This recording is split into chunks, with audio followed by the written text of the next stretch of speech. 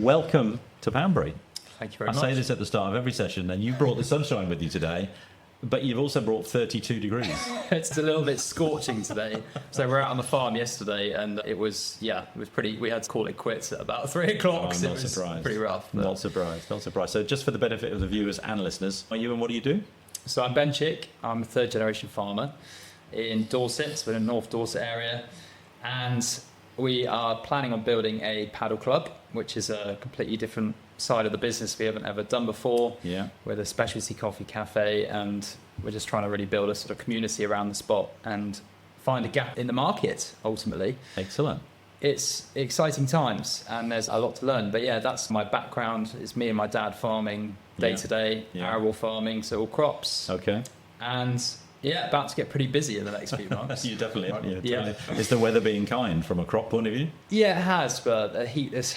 Farmers are always complaining about the weather, like Sure. genuinely. It's always too hot, too cold, too wet, too dry, and it's almost too hot this week, where the spring crops are just getting a bit stressed. Yeah, cool. But in general, pretty good. I think we're on for a reasonable harvest this year, which is good. Yeah, very good. Yeah, so the entire country appreciates farming much more since Clarkson's farm, right? Massively. Big time. Yeah, and I don't know of your viewers who's watched the latest series, but it is warts and all. Absolutely. And it's a fascinating kind of documentary, really. Yeah. And it is accurate. I think a lot of people think, oh, he's just putting that on. He doesn't make any money, and he's just saying it. That is the real. He's farming living the issue. farmer's life, isn't he? Yeah, massively. Yeah, and it's great to try and promote. What work goes into putting food on the table ultimately. Yeah. And it is not always glorious and glamorous from the outside. Well, isn't that interesting? I think we were talking before we turned the recording on about challenges in life and AI and this, that, and the other. We'll get into some of that, I'm sure. But the challenge for farmers, I think it has been underappreciated for years, hasn't it? Because farmers are kind of seen as the range roving drivers, well-to-do gentleman farmers, when actually that's not what you see every day, is it? No, quite right. A lot of people, as you say, see a lot of land and they think, oh, rich farmers. Yeah. And it is so not the case. We're very much like asset rich, but cash poor. I think it's one of the things to really bear in mind is like cash flow for us is very slim. And we've got to really make sure that we're still making a profit at the end of the year, which in most years we can still make a slim profit. Yeah. It is hard work and it's long hours. And I think people don't quite appreciate what goes into putting food on the table. Not a 9 to 5, It's is it? not a 9 to 5, and coming up in harvest in literally a month or so's time, or probably next week actually, it's going to suddenly get super busy, and then you're putting 15 to 18-hour days until the end of August. So I think people have really appreciated, probably with the help of Clarkson, and they're shedding a light on how hard it really is. Yeah. But I totally agree. I think people's opinions are starting to change with it, which is great. Putting food on the table is what you said a minute ago, and I guess that's one of my things has always been, why would you fly lamb from New Zealand when we've got lamb in the UK? Yeah. Are supermarkets to blame for that? Are farmers to blame for that? Because pricing is obviously critical, particularly these days. Obviously, there's a massive cost of living crisis. Yeah. And currently, where times are, consumers are, they are starting to buy more British food. See a chicken that's been imported from America at £1 or £2 cheaper than an English produce. Ultimately, English produce is genuinely produced to the highest standards in the world. Yeah. And that's why there's a little red tractor on the food and all these different things we have to do. The amount of legislation we have to go through to sell our food in the supply chain is unbelievable. And the problem is supermarkets or different grain traders are importing grain or food that is of sub-quality with banned products, those sorts of things like chlorine chicken, neonics, or a seed treatment we have on our oilseed rape, which kills lots of bees. Someone was telling me that this is a seed treatment that the EU or parts of the world are still using, where a teaspoon of this one compound that used to go on a seed treatment would kill 1 billion bees, one teaspoon, and that used to go on the seed treatment. So now, in this country, we haven't grown that for 5-ish years, and we will never use that again. But we're still competing on the world market against people that are producing grain to a sub-quality, and that's the injustice that farming has. Crazy. Yeah, good. Third generation. There must be something in it, right? Must be something in it. Do you enjoy it? I love it. Honestly, it's such an amazing lifestyle, and it's hard work, but I've been on the farm all my life, and it is just the most amazing job.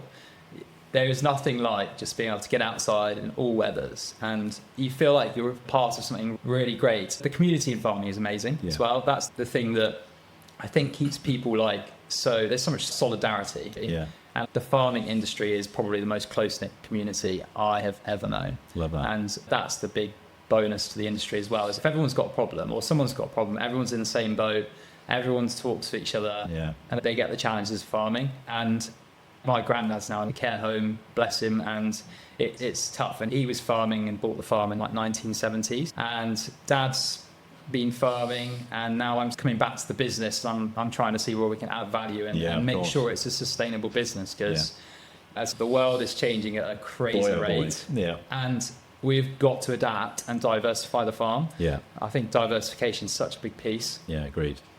Yeah, you see a lot of that, don't you? Hence Padel. So before we get to Padel, let's just go back to Clarkson and community just for a second, because you are a BGT star, right? Tell me about Britain's Got Talent. How, why? Yeah, it's a great question. I must admit, it's something a year ago I could never have seen coming. Clarkson had put an advert out to Hawkston beer to get an advert together. Okay. So there were a load of adverts on Facebook. I've always sung through my life at school, so I'm a little choir boy. And we basically had to go into a field or wherever we were on the farm and record a minute-long video of us singing. Oh, really? And then about 600 people applied. So it was really well taken up, and only 35 of us got into the choir. So it was a real honour to be chosen. And then we did some adverts for Hawkston. Yeah. And then basically that went really well. And then Britain's Got Talent just happened, and we managed to get on the auditions. Yeah. Got the golden buzzer from Amanda Holden, which was a pretty surreal moment. I was jumping. I was like the one in the background. It was so good. And then, the semi-finals went really well. Did Pompeii by Bastille, got through on public votes. Yeah. That showed us quite how much support farming was gaining, which is amazing. And then won the fight. It was like the most surreal thing ever.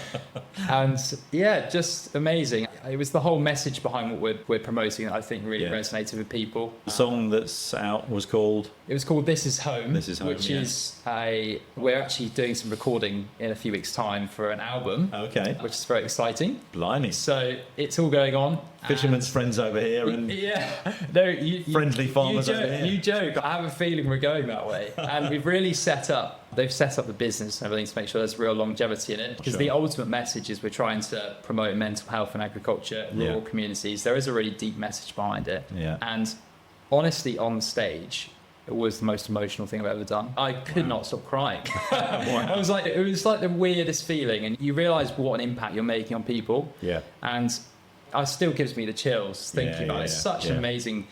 It's a massive high. Right? It is. It's such a lonely, isolating industry. Most people are working genuinely long hours. Yeah. If you've got cattle or animals, you've got to look after them 365 days a year. You've got to get up super early. Sometimes you're in locations where there's no people. And you don't see anyone for a week. So this community piece and bringing this mental health together is super important. And the stats are awful in sort of farm suicide. It's three farmers a week take their own life in the UK. Wow. In agriculture, That's insane. agriculture, which is mad. So it's one of those things where there's a really deep, and that's why it's resonated. I think the public is starting to see what goes into it now. So it's really cool. Yeah, it's amazing. That is great. And so, what was the experience itself like of going through the auditions and everything else? Because we only see the shiny bits on screen, right? Or the disasters sometimes on screen. Yeah, it was a pretty shiny experience. The auditions, those sorts of days, were just hours of waiting, and you're like in a holding room, and then they're like you're on stage, and you get rushed up onto the stage, and then you've got to do your thing for 2 or 3 minutes. Yeah. So it was quite nerve-wracking. You've got to be quite patient. I think a lot of people in the choir are all farmers. We're all farmers from all over the UK. Yeah. But a lot of them had never performed, let alone performed on a national stage in front of 10 million people. Yeah. And it was amazing. I think that's what makes us so authentically British as well. We're on Britain's Got Talent, but I can have an argument with you. I don't think there's anything more British than a bunch of farmers from all corners of the UK. So it was an amazing experience. As soon as we got into the semi-finals and the finals, it was just another level up. More people, more support. Yeah. And just mind-blowing. Yeah, the album will go straight to number 1, won't it? I hope so. Absolutely. Well, if you can stream it enough. Yeah. It's all. I hope it will. You never know. It might be doing the Christmas number 1 as well. Oh wow! There you go. Never say never. There you go. I'll keep my fingers crossed. Yeah. Keep my fingers crossed. Absolutely. So let's just go back to you for a little bit. So 3rd generation farmer. So tell me, when you were leaving school, you're at that point now where you need to decide what to do. What was your dream? Was it to be a farmer, or were you looking around to see what else was around? I left school, went travelling for a bit, and went to New Zealand a bit and all sorts of different places. Then went to university at Harper Adams, where I did a 4-year farm business management course. Yeah. I've always wanted to be a farmer. It's worth saying that. And when you grow up on a farm, and I literally was on a tractor from the age of 3, so it's very much in the blood, and it's a great lifestyle, as I've said. And I feel like that ultimately everyone works, I think, for freedom in some way, shape or form. Agreed. That should be the goal, fundamentally. With a self-employed, not farm job, ultimately you are working on the hours you want to work. You've got a set task, you've got stuff to get done, right? Yeah. But with farms, it's just me and Dad, and it's a real nice family business, and we both work really well together. Yeah. So we get stuff done, and you get that sort of, you do have a bit of work-life balance. I think that's so important. Sure. But I think as soon as I went to uni, I just started going through this sort of self-development transformation, and went through reading a lot, learning so much about business, life, health, all these things, and really realised I wanted to set our family free, probably from financial debt as well. Okay. A lot of farms have a lot of borrowings. Of course, Equipment's massively expensive. Yeah, we've still got well over £1 million of debt to pay on a farm we bought where the paddle's going to go, actually. And unless that mortgage is paid, I just don't want to be stuck in debt. Yeah, and I really want to be financially free. I think there's a really big piece to that. And we've had a lot of government changes in the last couple of years with farming. Inheritance tax, the Labour government have been challenging, to say the least, without going into it. And it's just put so much pressure on farm businesses. So that was a big side of more motivation for me, wanting to change, do something different. But also health-wise, I've had quite a challenging couple of years. Started with being out in New Zealand for 2-3 months about 2.5 years ago. And I was with my girlfriend out there. It's amazing. We did loads of long distance for 2 or 3 years, which was fun and not fun. But I was working on a vineyard, really hot weather, working too hard. It was proper burnout territory. Right. And then got glandular fever and toxoplasmosis, 2 weird diseases or viruses. Neither of which you want, but you definitely don't want them together. No, not together. No, together. And ultimately the togetherness then meant when I got back home to the UK, I was then in bed for about 3 months. So it was chronic fatigue, basically. Right. So you can get, 1 in 10 people get this long form of long COVID, that sort of thing. And I was probably one of the unlucky ones, but we were, so went through that, and then the last 2 years have been quite challenging. We were all sorts of different symptoms. Chronic fatigue is basically when your body's stuck in stress and you're in fight or flight the whole time. Wow. The heart rate's, you can't sleep because your heart rate's too high. Everything, basically your body's just completely out of kilter. That's incredible. And you literally have to, it puts your life on complete hold. You've got to literally rewire your brain to train yourself to feel safe in this environment you always were before. And it's like a really weird... Wow. So did the self-development piece help you with that? So I think that's where all the whole learning really starts. I was like, I've got to really change some stuff here. This is not sustainable what's happening. And some people have chronic fatigue or long COVID or ME, whatever you call it, for literally like 10, 20 years or longer. And I was like, I'm not doing that. I cannot. I'm a go-get-it 27-year-old guy, and I really want to be like living my healthiest life. I love gymming, staying healthy. And I went into it super fit. There's nothing's going to pull me down. I was on top of the world. And then everything just got stopped. Everything. And, work. So, there's a big piece of going through something like that at my age, especially. Absolutely. It makes you completely reevaluate life and work out exactly what you want. I'm really clear now what I want, which is great. Good. And that's early. A lot of people don't reach that stage until they're approaching retirement. About what it is they really want. I was literally at a day the other day talking about health and well-being, a business day, and there was a lady teaching everyone about lifestyle and how to be healthy and sleep and all these different elements of staying fit and healthy and how it impacts performance. And the amount of people in the room that know they want to be healthier never knew any of the stuff. Isn't that interesting? It's amazing. And I feel that's such a big mission of now what I'm on this journey to do. So I've learned so much about health and how to stay healthy with my routine is ridiculous. But everyone needs to live their most optimal life, I think. And I think people do want to, but it's challenging. What's that phrase that you hear bandied around a lot? Health is wealth? Health is wealth. Because if you don't have that, you don't have anything, do you? Quite right. Yeah, absolutely. I read an amazing book about that, saying that you can lose your girlfriend, you can lose your job, you can lose your house, you can lose all your money. If you lose your health, you lose all of it. Absolutely, yeah. And what a crazy thing I had to realise a couple of years ago. It was exactly that. It's just the most heart-stopping moment where you have to just completely reevaluate life. But ultimately, I've come out, so I'm nearly at the back of it now. I'm not 100%, but I'm very much, I've just got this real clear way of knowing how to have longevity in my health. Good. But I've still got to try and learn how to do the work-life balance a bit. Cause I think we all still struggle with that. Yeah, massively. And it's like starting a new business as well. I think people think, I was about to talk about paddle in a minute, but you've got 12 to 15 hour days coming up with harvest and what have you. How do you find the time to plan a new business and get everything off the ground? Yeah, quite right. We have been in this planning stage with the business for like over a year. A lot of the planning side has been done prior to the busy periods of the year. Going to harvest now, we're in the planning permission stage with Dorset Council, so it's kind of they're determining it. So there is a waiting game slightly. And it's good. I think it will work. I do spend my evenings. Most of it is social media. I spend so much time editing videos and content, and that's another thing that people don't see. They see these shiny reels and they think, they get someone else to do it. All that sort of only takes a few minutes. It literally takes 2.5 hours. So my evenings are spent doing that. So that's going to be challenging to try and balance that when we get busy. But absolutely. Where there's a will, there's a way, and as long as it's sustainable, I think that's the key. Key side. So let's talk a bit about paddle. So for those who don't know what paddle is, and I'd be surprised if they don't, but just tell us a little bit about paddle itself. Paddle, it's super trendy at the moment. It's the UK's fastest growing sport. It's basically a blend between squash and tennis, and it's played within basically a glass box. Okay. What's unique about it is that it's a really sociable sport. So it's always played in doubles, which is the key thing. It's also very inclusive of all ages. So you could be from age 7 or wherever, right up to mid-70s or wherever you are. And because it's a kind of more low impact sport, more people can play it.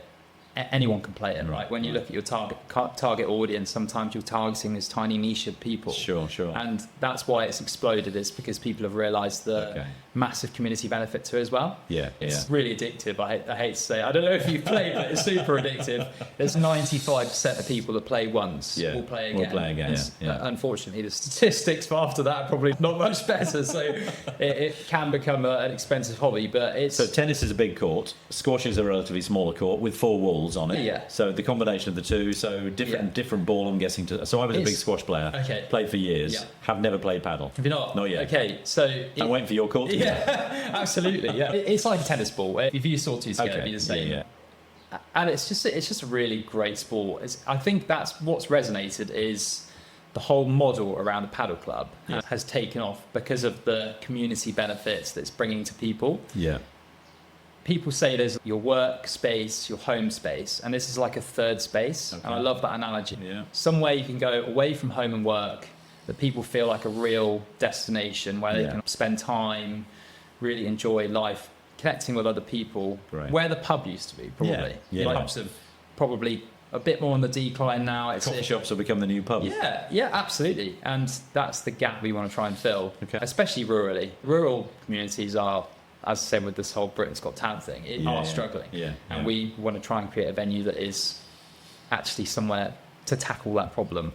Love it. So describe what it is you're building. So not just paddle courts, but more than that. 3 indoor paddle courts. There's currently North Dorset is underserved in terms of paddle provision for the demand. And we'll be looking at a specialty coffee cafe, which will be New Zealand architecture and New Zealand coffee and all New Zealand produce to be somewhere completely unique and different. And that is not just because I like New Zealand, it's because of my girlfriend, who's my sort of co-founder. Our story together really is that sort of origin story and that bridge between the two places. And aside from that, we'll be into that wellness site as well. So we've got a sort of more different area for that, which would Right. be yoga, Pilates, reformer. Okay. And yeah, it's some exciting stuff on the horizon. And I think sort of corporate days is another big element of where we Yeah. might want to go. Ultimately, I think there's a lot of scope Yeah. if you can get people through the door, and it's going to be a really amazing venue. We've really thought about the design long Yeah, and hard, and it's not just a warehouse with courts in, which a lot of places are now. Yeah, true. And we're trying to be something completely different, like a real destination in its own right. Got it.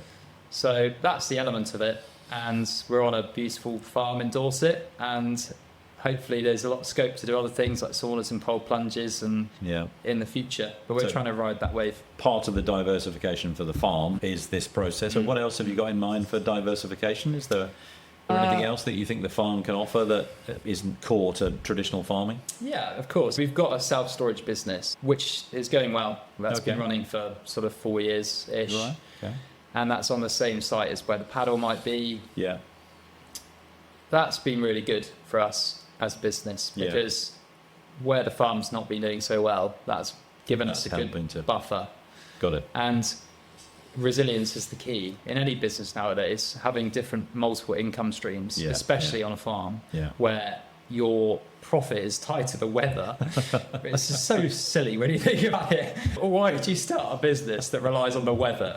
It really is. It's bonkers. When you have when I no think chance of predicting it is what it's going bonkers. to do. Yeah, absolutely. Yeah. And you can literally grow a crop for 10 months of the year. Yeah. And I did a social media post on it the other day, and there's still so much that can go wrong Yeah. between now and the next 3 weeks, which yeah. can impact our profitability enormously.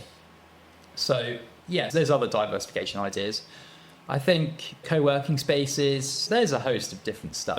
There is But I lots of think stuff. the trend in sort of people becoming more healthy, wanting to live healthier, more fulfilling lives in Yeah. terms of connection, having a place they really want to belong, Yeah. Yeah. that's what I think's really been lost. Yeah. And yeah. there's a lot of scope with that, especially in the midst of AI and disruption and all these different things that Yeah. could potentially happen. No one knows, but who knows? And ultimately, that sort of human connection piece is going to be, I think, super important in the future. Yeah, I think human connection is absolutely it, isn't it? You need somebody to be able to facilitate some of these things. You want to turn up and not have a robot serve you coffee, but a human to do that, can look you in the eyes Yeah. and have a conversation with you. I think those things are critical, aren't they? And of course, farming as a whole requires a human being to be there to do the stuff that you're doing. AI can't disrupt what you do from farming. It can probably help from a planning point of view. I think I can't remember what episode we're on of the current Clarson's farm, but he was talking about planting onion seeds. Yeah. Planted, I forget what the number was, 6.5 million of them. Yeah, yeah. And he's pointing at the field and 6 of them have grown. Yeah, that's And so it. true. That's unlievable. It is crazy. But And isn't that completely soul destroying? I don't wish to distract yeah. back to Clarkson, but No, you must look at that and go, oh my God. massively? And this is the problem with farming, ultimately, is these weather events are getting more extreme and Yeah. more frequent. Yeah. And I hate to think in 50 years' time, which I could potentially still be farming then. And it's Yeah. one of those things where I would not want to think of the weather's doing. If the world warms by 2 degrees or a degree, that's Yeah, going to yeah. massively change what crops we can grow. The more extreme weather, it's going to Yeah. make our business way more volatile Yeah, yeah. and almost unable to plan forward. And that's why you've got to have businesses that you can actually know roughly Yeah. what sort of profitability you're expecting from year to year, Yeah. and be able to have that a bit of a cash buffer to make sure you can ride the storms when it is Yeah, absolutely. rough. Absolutely. So what does that look like across the farming community in terms of diversification? Is everybody looking out there and going, what else can I do to supplement our income to make sure that we're weathering the storm? Don't want to use a weather analogy, but yeah. Yeah, no, it's a really good point. I think a lot of farmers are conscious of it, but a lot have spent the last 30, 40 years doing the same thing they've always done. Yeah. People aren't educated in business, a lot of them. And that's a small majority that aren't. Sure. But ultimately, you've got to run farm business like any other business. Yeah. And you've got to be able to change and pivot and diversify to make sure that the business is sustainable in the future. Yeah. I think there is one caveat to it, is that a lot of farms are in the middle of nowhere. Yes, true. And the scope for diversification is quite minimal. Yeah. You only got to go to, we've got mates in the choir which are in sort of Wales and literally middle of nowhere. Yeah, yeah. And they are a few miles from a town, and all they can really do is maybe an Airbnb or something, or maybe not even that. And time-wise, another thing is farmers are busy, and Yeah, having yeah. diversification sounds great on paper, but as soon as you've got to then You got put to a have enough labour unit resource to on do it, that. you've got to resource it. So I think I think a lot of people are conscious of it, but yeah, I think it's a challenge for some. But a lot of people are looking into different things now because ultimately I think a lot of farmers are not going to be around in 10 years. If I want the brutal honest, I think the brutal honest picture of it is that there are people that don't know their business inside out. And if you don't know your numbers, your figures, your profitability, what it costs to produce this, how are you supposed to survive the rate of change we're going through in the next 10 years?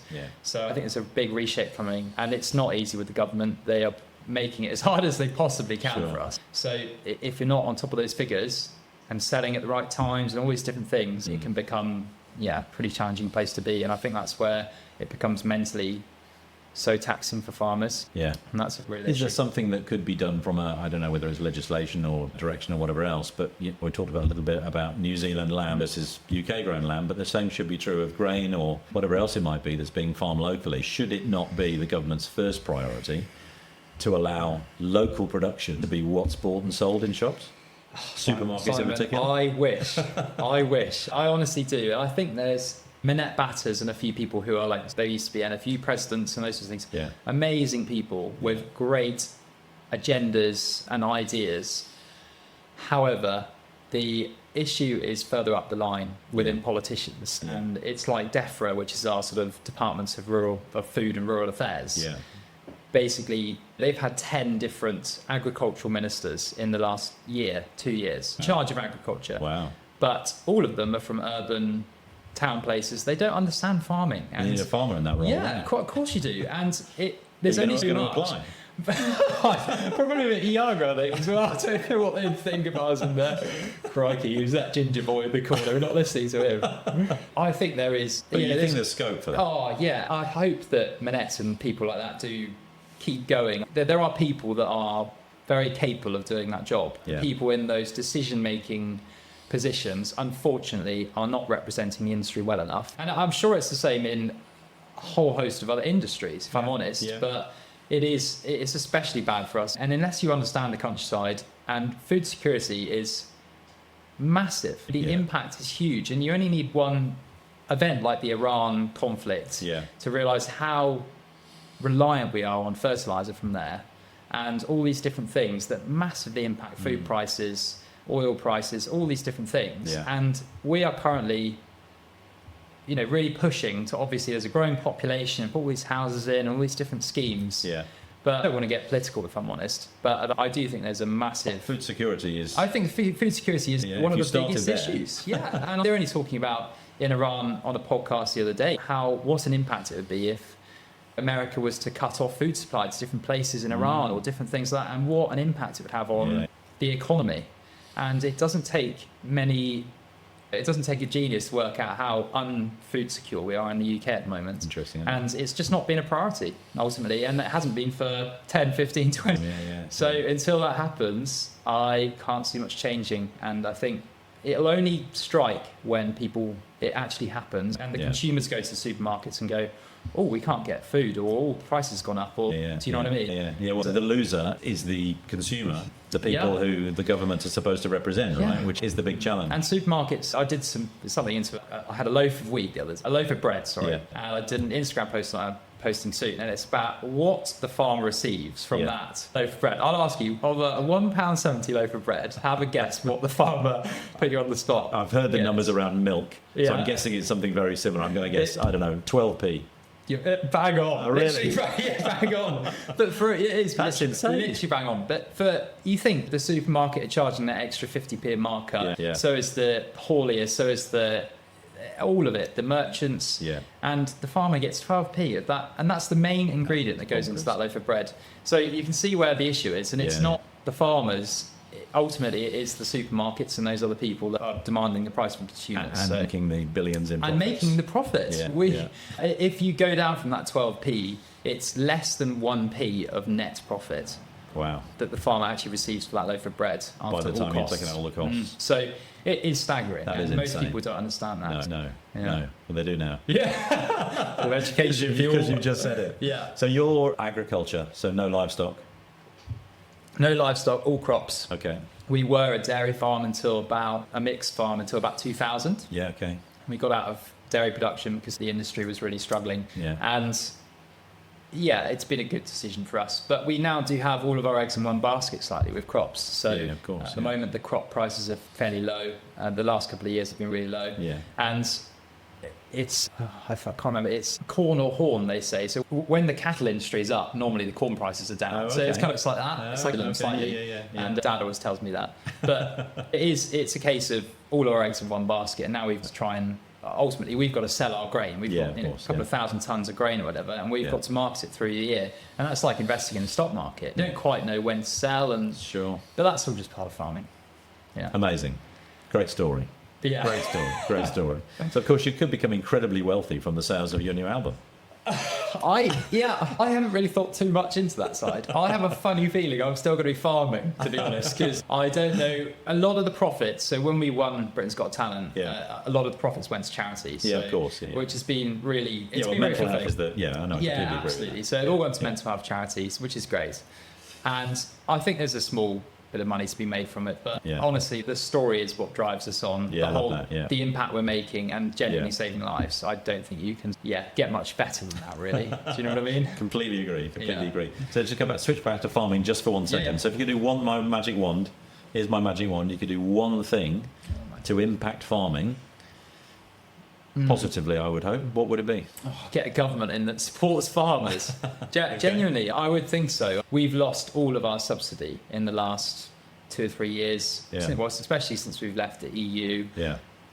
We are competing, as I've said, on a world stage of commodities, where we are bringing in subpar food quality from parts of the world that don't have the same legislation restrictions, and we are producing it genuinely to the best standards in the world, similar to New Zealand, really high standards. But we are still competing with those. You've got a ton of grain from here that's costs a lot less, and it's got all these chemicals on it compared to ours. It doesn't seem fair to me that we should be competing on that stage, and that boils my blood. And it's one of those things where I think that's the biggest thing. Really, if the UK really went into that food security and thought, let's really support British farmers and really promoted how sustainable our food is, and from there we can hopefully. I just think there's a real possibility with it, but it does need government and legislation to change, and that's my magic wand. So the profits from the album, you split 50-50, you do mind charities, and then you do an advertising campaign to drive just some change, because it's knowledge, right? Yeah, I mean, a lot of the stuff you knowledge. told me, I am watching Clarkson Farm. I've picked up a few bits and pieces, daft stuff like when do you harvest the crops? Well, you've got to test them for moisture and everything. Yeah. Nobody knew that, right? No. Nobody knew that. No. How technical that is. No. So that education process is massively important. I don't think people understand the challenges that you guys go through from a farming perspective across the UK. I just don't think they do. They nip into Tesco's and buy the cheapest thing on the shelf. People think is that the right thing to do? The answer is no. But in an economically challenging environment, people are going to go for the cheapest.